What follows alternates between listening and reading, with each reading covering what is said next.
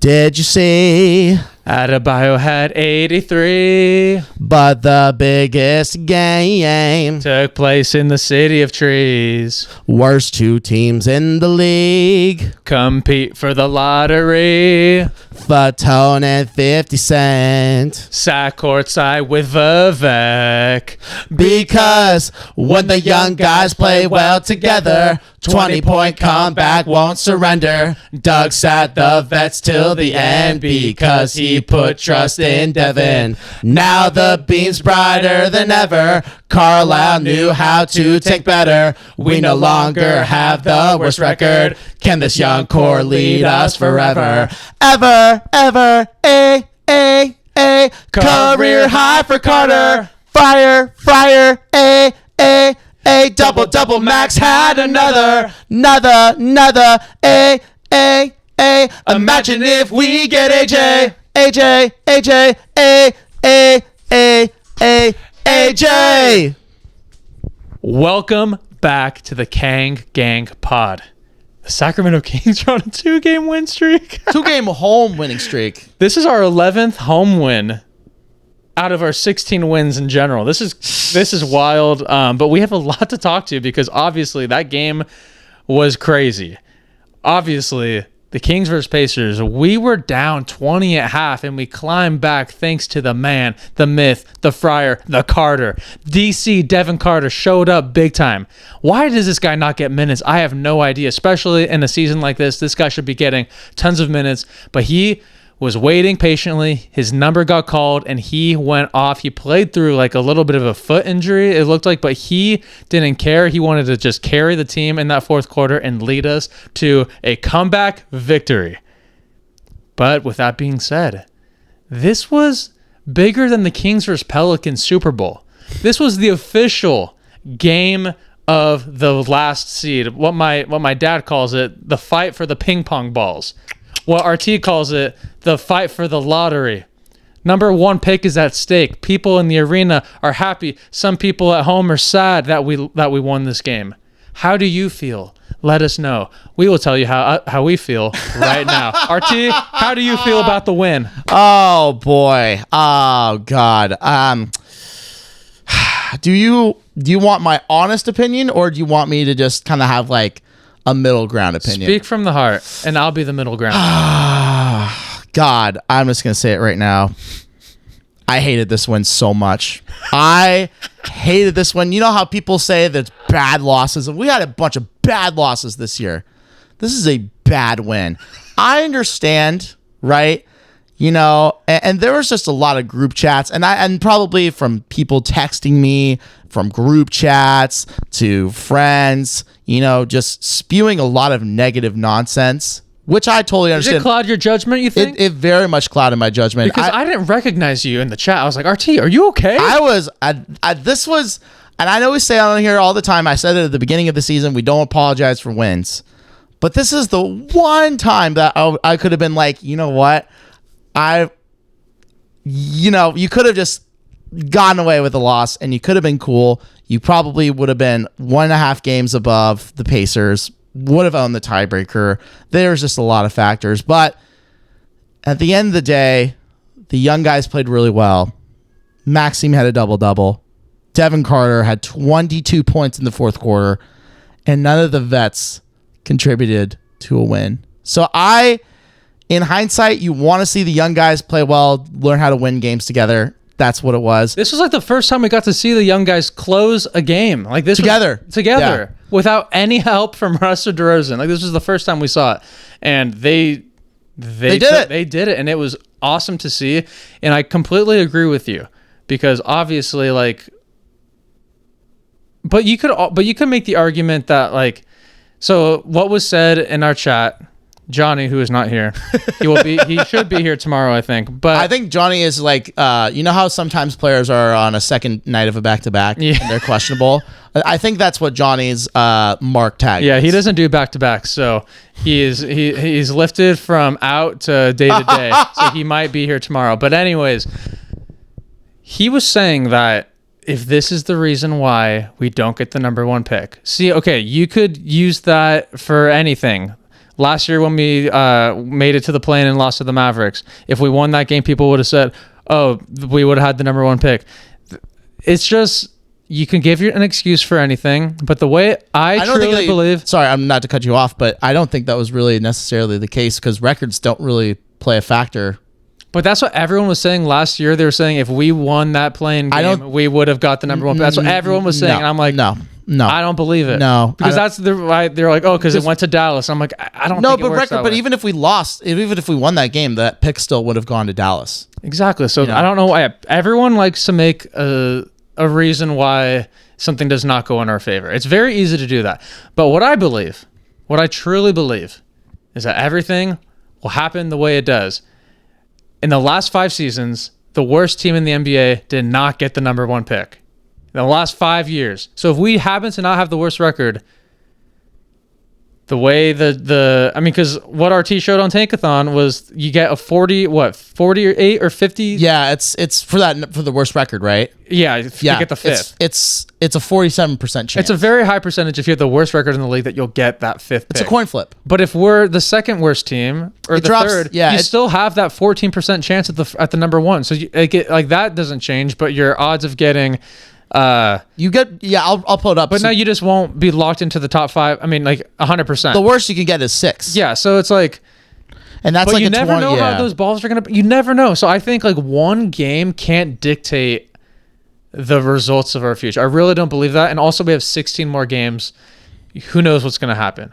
And obviously, Doug went full youth in today's game, which typically he's been going against majority of the season because he's been trying to win games, and it looked like tonight in a game where it was very pivotal for the seeding for that lottery, for that bottom one pick, he did not play the vets. So I think Doug didn't do anything. I think he did what he was supposed to do, but our guys just willed their way. Golden One Center fans fed off the energy, and they got to win. And I think as a fan, you see it as it is. You could be upset, you could be happy, but it is what it is. And there's not going to... I highly doubt this one game 66 is going to be the reason why we don't get the pick that we think we're going to get. We never know what we're going to get. That's why it's the most random organization of numbers to figure out what the pick is, because we can't predict it because of the seeding. Clearly, that's just not how it's been working the last 5 years. So I know there's a lot of people that think that we're doomed because we won this game. I don't see it that way. No, and we have 16 more games left, everyone. Come on, believe. Trust. No negativity. If we win, just think, okay, all the teams that are not the number one pick in the last years, they didn't get it, and all their fan bases were rooting for losses. They got that number one bottom seed, and they didn't get the number one pick. So if we don't land there, we might have a chance of actually going somewhere else better. Who knows? And we won't know until Mother's Day. So bring your mothers to Mojo's. Yeah, that's true. But believe. That's first and foremost. Believe in the good. Yeah, I'm on that side too. But like I said earlier, we play Charlotte tomorrow, and Charlotte's been on fire, and it's a back-to-back. Both teams are going to come off a back-to-back, and who knows? Even if we lose that game, let's say. I know that Zubac and Siakam they were out tonight, so they're going to come back at some point, and they're going to try to win games to try to get some chemistry going. But when Halliburton comes back, obviously that's a huge thing. So, like I said, and then clearly there are still times where they can still kind of lose games where they need to. I still think Utah is still a good team, and they were kind of getting slack for losing games on purpose, and now they're kind of are winning some games. So we're not out of it. As long as we are the second, as long as we're a bottom 2 record in the league, that's all I think that matters.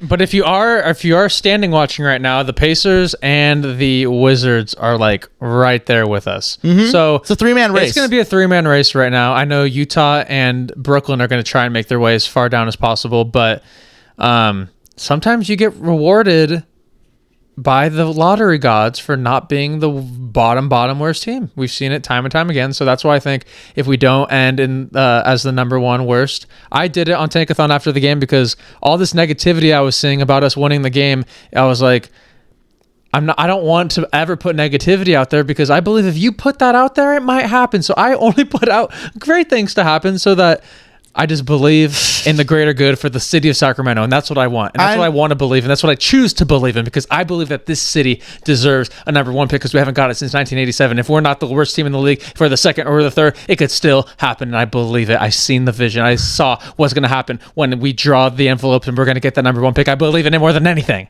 Damn, okay? dude. I believe. I believe. So when I see all of these people being so negative that we won a game and that's going to ruin our chances, talk soon. Talk soon. Let's pause right there. Let's wait and see. Pause right there. Beautiful rant. That deserves to get clipped, by the way. That deserves to get clipped. But second of all, I just want the fan base to all believe in the number one pick. I know. We all do. But here's my thing, right? There's a saying, and comes from my big old math brain. Johnny and I, in our group chat, we were just being the most negative Nancy's on the planet. It was killing me. They were being so negative about this when they're like, "Oh, we're never gonna have a franchise player. We're never gonna have this, that." They were just they were like, I couldn't look at my phone because I was like, I can't absorb this negativity. I can't. They were being so negative. I couldn't stand it. But you know what? You know what in math always does? A negative times a negative equals a positive. So with us being the two negative Nancys that are in this group chat. And the one positive. The one positive here. Two negative times negative equals a positive. Negative times negative Marvin equals positive. Wait. Positive Cristo. Oh God. I know the calculation. Ready? Yeah. The calculation. Yeah. Go for it. RT after the game being negative plus Marvin and Johnny being negative. Negative times a negative equals a positive. Number one. So if that calculation is correct, then we might get it. So all right, keep being negative because I will not. Listen, I think that's a great speech. I think this is a perfect transition to talk about how crazy this game was. Okay, let's break it down because I cannot believe how poorly we played in the first half. It was abysmal. We went down, 18 at half, 17? Yes, 18, 17 I think it was 17. I think, 17 and a half. I think we only had 42 points at the end of the half. Unbelievably atrocious. I was not expecting a comeback like this. I thought we were going to get within striking distance, but I didn't think we were going to really pull it off until Devin Carter absolutely took over this game. Like RT said, 24 points in the fourth quarter. He didn't play a single minute before that, right? 22 points in that fourth quarter. Oh, he scored one in the third. He came in at the end of the third. That's he had a bucket in the third. So he doesn't play at all in the first half, comes in the second half, scores 2 points in the third, then absolutely takes over. Those step back rainbow threes he was hitting was unreal. Devin Carter was driving to the basket. He was getting fouled. He hurt his foot. He was hobbling and he was tying his shoe tighter. He's like, I'm trying to stay in this game. When you saw Devin Carter playing the way he did, I was like, oh my God, we're going to win this. We are going to win this, and that's what we did. Devin Carter was not only the best player on the court, there was another guy that's just doing this in his sleep at this point. Mr. Double-Double Machine, Mr. Maxime Reynaud. He went off as well. That's 1A and 1B, best players of the game. Obviously, 1A is Devin Carter. RT, talk about the boy. Talk about the guy that's not... I still got trust in my boy Devin Carter. I still got trust, This was the exact game that he needed because we've seen it again. We've seen glimpses last year against Boston, against Cleveland, where he just had these big explosive games. And tonight, Mark Jones said it best. This was the Devin Carter that everybody was waiting for. So by all stretch of means, 22 points in the fourth quarter. He looked like he was doing his best Bam Adebayo impression tonight. We're going to talk about that later. There's a lot of... Don't worry. But we'll save that for the end. But he did his best Bam Adebayo impression tonight, just shooting threes, but he got in threes. He got aggressive to the line. He was getting easy buckets, and it just looked like it was just a fun game. Everything slowed down for him. That's the one thing I really liked about Devin Carter was he controlled the game from that fourth quarter. He controlled the pace. He controlled the tempo. He controlled a lot of different things of just how to get to the rack. So when the game slows down for you like that, it's easy for younger players to speed up the game and just try to go 90 miles per hour. But with Devin Carter's speed, we all know he's really fast. He's a 97 on 2K for a reason. And just the way that he is so poised and is able to have such control, that's what makes that fourth quarter really impressive because he didn't need to press the B button all the time. He controlled his stamina through that entire fourth quarter because he played all 12 minutes in that quarter. So that's what I was really impressed by Devin Carter tonight, is that he really had control of every single minute that he was on the floor in that fourth quarter. I will say this. Devin Carter's fourth quarter was better than Bam Adebayo's fourth quarter. You're not wrong. Because all Bam... Okay, we'll get into that later, but I have to pause this episode because today's episode is sponsored by...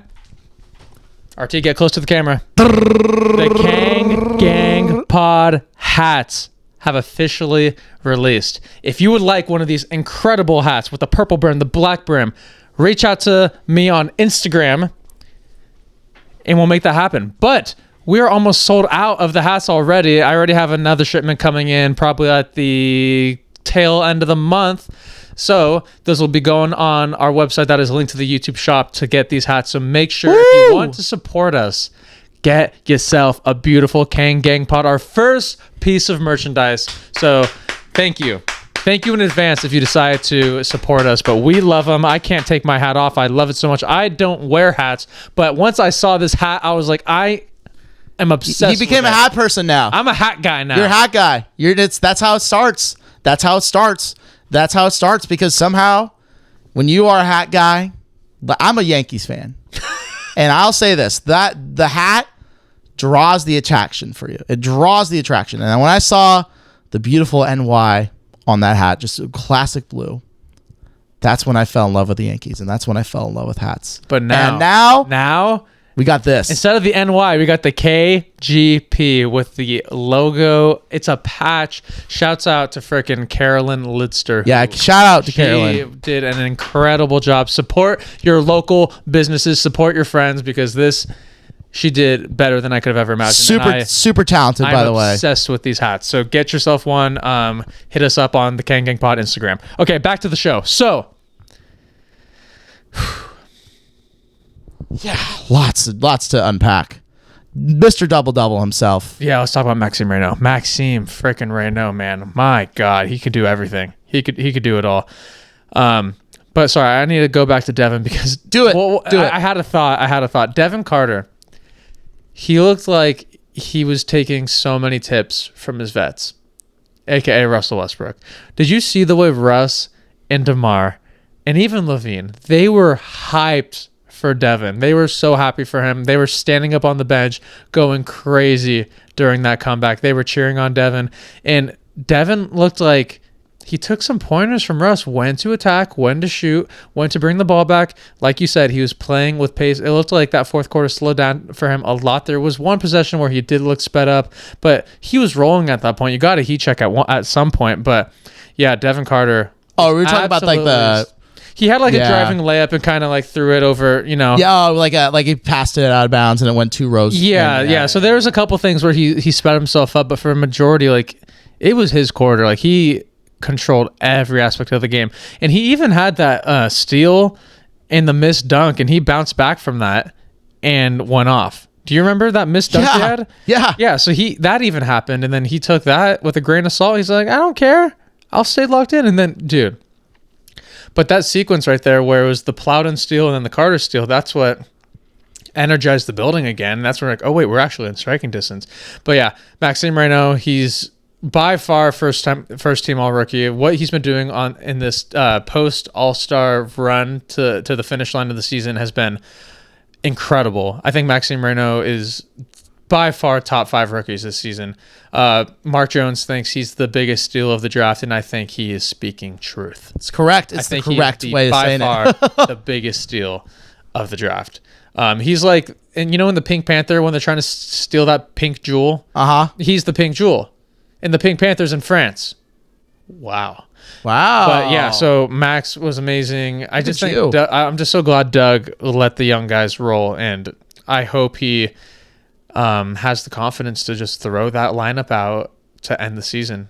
To end the close games at the season. Because I know DeMar and Russ are going to play in the first half, but I'm hoping that in games like this, when you're playing against Brooklyn on Sunday coming up, and you're playing these other teams, I hope that we go with a younger lineup to match the younger teams that we're going to be going up against, because we do have the second easiest remaining schedule. So I'm really hoping that this is like perfect time for these reps to just keep adding to the resume of these young players, and I think it's only going to better them going forward and the team, and it might result into things that the fan base are wanting. So we'll see. or We'll see. Don't want, you know. Or who knows? But I just think no matter what, just roll with them, and good things will happen.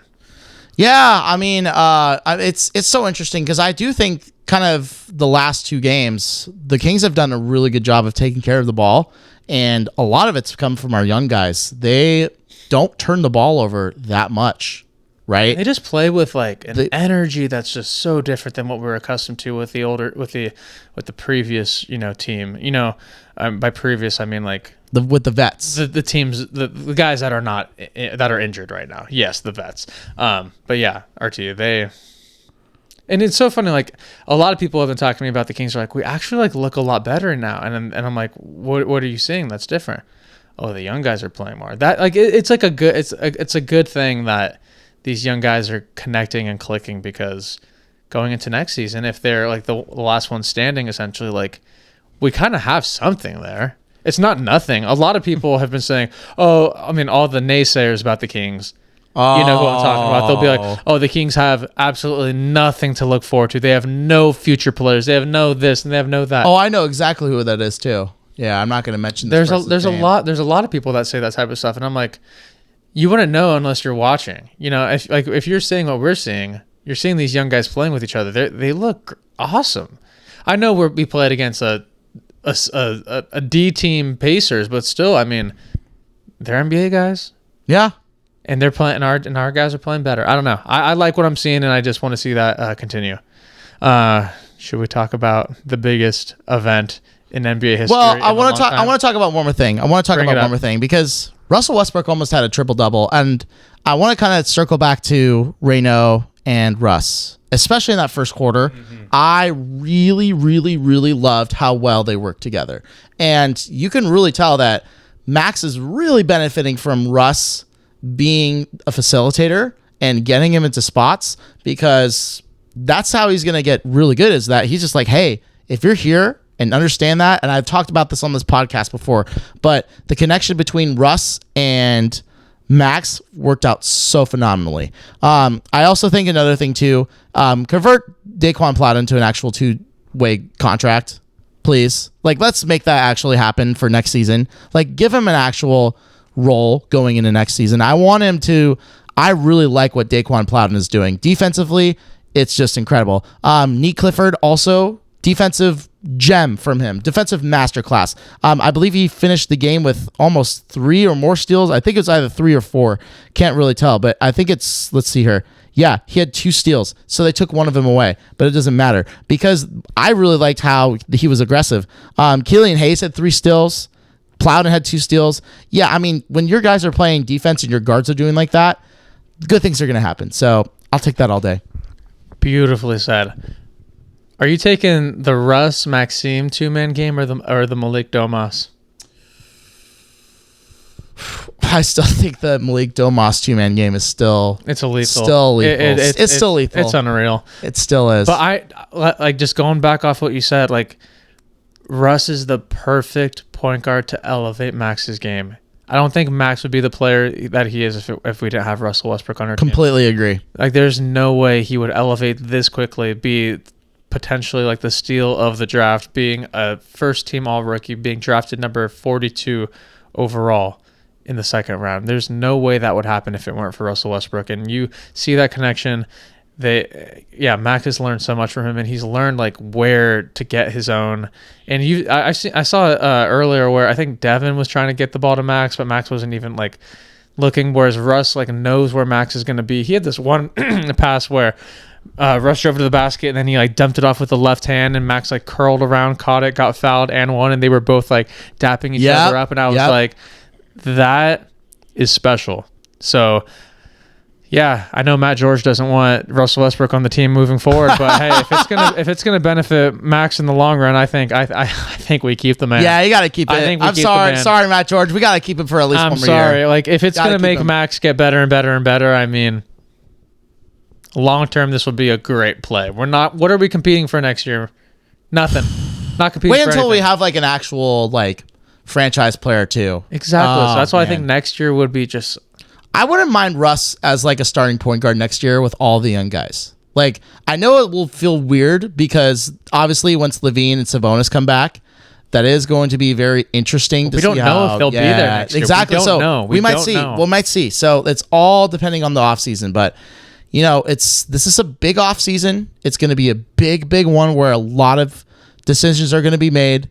There's going to be a lot of factors, and we're going to find out like what's really going to happen between now until October. There's a lot. But we have to talk about the highlight of the NBA world today. This was Technically, there's two. Go with the big one. Well, obviously, Bam Adebayo. For those that don't know, this man dropped 83 points. And I know what people are going to say. I already know it. They're going to say, oh, he had 40, which is crazy, 41 free throw attempts. But if you watch the game, that man was getting fouled like crazy at the end. But Miami was doing a little, but forget what I said. I want to shout out Eric Spoelstra, Coach Spoelstra, for doing what no other NBA coach has done. When you have like a pretty comfortable lead, I remember when Klay Thompson scored 60 after having against us, and he didn't play the fourth quarter. I remember when Klay had 14 threes, didn't play the fourth. James Harden had 60 points, didn't play the fourth. There's been so many times where a guy is incredibly hot and he's knocking on the door of breaking a historic NBA record that you could only see in a decade or two, like a night like this. And Eric Spoelstra with a 20-point lead kept Bam in after playing like 5 minutes or 6 minutes or whatever to end the third. He starts the fourth and plays the entirety of the fourth, and it was awesome to see that he was willing to do that. And I think that's something that kind of like adds that juice to your locker room to like propel you to the finish line of the season and see where you're going to end up. So I think that was a stellar move on his end. And I just love that Bam was able to be that guy to break such a record that we thought we would never see be broken. Like Kobe's 81-point game was unbelievable, and we thought that couldn't be touched. And Bam got to 83, and like out of all players, like a center, like it was crazy. Like he had 31 in the first quarter. Yeah, he had 31 in the first quarter. Crazy. Yeah, obviously. And he was making threes. Yeah. And it's Bam Adebayo. I've seen so many people say like, oh, there would be, for between now, from what Kobe did and what Bam Adebayo, you could probably list like 150 people. Has it been 20 years? Has it been 20 years since? 20 years, yeah. Because it happened in 2006, right? Mm-hmm. 20 years. 20 years for it to be broken. What were you going to say about the people? I was going to say, like, you could name like 100 people that could break Kobe's record, and Bam Adebayo would not be one of them. Yeah, that's how crazy I would have never thought. I would have never thought he would be the guy to do it. And then I think he had 40. He had 45 at half? Yeah, half, yeah. He like basically replicated the first half, which is just wild. I think he had 60. He had 62 at the 62 third. at the end of the third. Yeah, and then he got 21 in the fourth. They were triple teaming him, but I love, honestly, like I think it's awesome how it ended. I know I saw Dave McMenamin say that there's going to be an asterisk because of how the game was played at the end, which I just don't. I disagree. I disagree because I think the Wizards were triple teaming him and trying to make sure that he wouldn't score, and then like they end up fouling him. But then what Miami did on the contrary, which could be looked at in a iffy way, I'm curious what the mass media is going to talk about it tomorrow morning. But like they were fouling right when they inbounded the ball so they could have more time to get Bam the ball again, which obviously that would have happened in a late game situation, but they were up by like 25 and they were doing that. But I don't think they would have done that on the road. I think it was all just the perfect case scenario where it was a Miami home game, and Bam only played 30 minutes at the end of the third. So like, okay, 42. That's like, obviously it's a big night, but like that's not like out of the ordinary for a guy like him. So I just love how it happened. I think it was amazing, and I think this is a great day for NBA fans. I think this is awesome for everyone to witness March 10th, 2026 is Woo! the day, the Sheesh. 81. I saw Marcellus say Bam holds the all-time record because we don't have the footage of Wilt Chamberlain. So Bam Adebayo is number one. But I love how you said 100 guys over Bam, because there's been a lot of guys. Devin Booker, who else has 70? Luka has 73. Embiid, Donovan Mitchell. But Bam Adebayo is someone that I would have out of the blue. But here's my other thing too. There was a lot of people that said it was very unethical how he got there. Yeah, that's what I mean. That's what that's the umbrella term for what I was talking about. But the whole term is like, when I watched that fourth quarter, Bam Adebayo was aggressive with driving. Yeah. He was aggressive the entire game, getting to the free throw line. He was aggressive. There were so many times where they just hacked him, and they're like, if you're gonna hack me, I'm just gonna drive and just be physical and out physical you. That's how Bam Adebayo got 83 points, and while also shooting the 3 ball incredibly well. And another thing, like in that fourth quarter, he was getting the ball at like the wing of the 3-point line, and he puts his head down and he's driving. Obviously, he's trying to get to the rim, and none of the guys could stop him. They had to foul him. So like the way Miami was playing was, every possession, if Bam touches the ball, get out the way and let him drive. And they were doubling, tripling. And like if one guy makes poor contact on him, like he's going to get to the free throw line. He shot so many free throws. He should have had like 88 points with... and he missed a couple free throws, he missed like too. a bunch of free throws in the fourth quarter. 8. I think he missed like 8 free throws. He missed a bunch. And like if this was Shai Gilgeous-Alexander, my God. Oh, dude, he would have break. Shai would have had 100. Yeah, he would have had 100. If Shai was playing the Wizards and like he was allowed to play the fourth quarter and he had 62 points in the third or whatever, yeah, the way Washington was fouling him. Yeah, he missed 7 free throws. Exactly, and a lot of those were at the end. So he was tired. He was definitely tired, but yeah, everyone's gonna say it's unethical because they're gonna see that half the points were attempted at the free throw line. Oh, and then he shot under 50% from the field. Like, hey, I remember earlier this year, Cade had a 50-point triple-double and he shot 40 attempts. Exactly. How many field goal attempts? Yeah, they'll probably made like 9 or 10. Something. No, wait. What was field goal attempts like for Bam? 44? No, he had 43. But how many did he make? He made 20. 20 for 43? Yeah, 20 for 43. Yeah, I'm pretty sure that Cade Cunningham game, it was really bad. It was like 11 for 45 or something like that. Yeah, so I loved I watched that whole second half. It was awesome. I was cheering for Bam. I was like, dude, this is awesome. And I kept texting all my basketball chats, and I was texting Choach. I'm like, Choach, Kobe's records is in shambles. It's coming. And it was far enough where I'm like, he might not get there, but he did it. Found a way, and he did it. And it was beautiful. It was great for the sport. I think it's just shows that records that you could never think could be broken, in fact, can. And I just think it's even better that it was Bam. And his mom was there, which was awesome. And then Asia was there.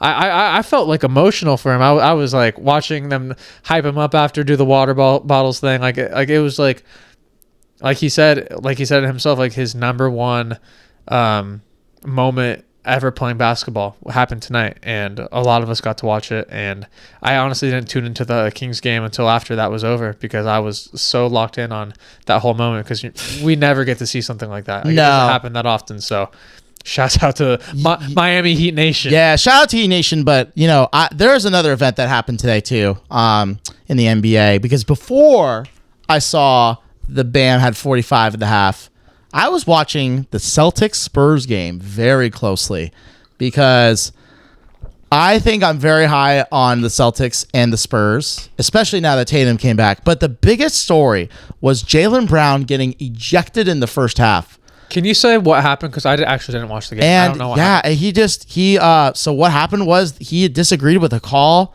from a ref. Like it was like a foul or something like that. He was just arguing. He was just arguing. Yeah, he got technical foul first. He was arguing with the ref, and then all of a sudden he just kept arguing. You saw the Celtics players were like, "Hey, don't do it." But he didn't care. He still wanted to get in that ref's face. That second ref didn't like it, tossed his ass out, and then 20 minutes later, he goes onto Twitter. He hops on Twitter, right? He hops on Twitter and is like, normally, when somebody hops on Twitter when somebody is upset, he was pissed. What did he say? And What he did said, he say? this the shit I be talking about, because he got ejected and went straight to Twitter, like immediately. Did it happen to in Twitter. the second quarter? Yeah, it happened in the second quarter. Immediately got on his phone, tweeted, boom, just like that. RT thinks he's going to be fined. Oh, he's 100% getting fined. You think for the tweet? Yes, and for the ejection, yeah, he's gonna get 100. Yeah, I at least watch the 100K. clip. At least 100K. At least. I feel like that. Like, But if you're tweeting like at the refs and are criticizing the refs, you should get fined. but I remember Fred VanVleet went off on the refs in the media, and like I don't think his how.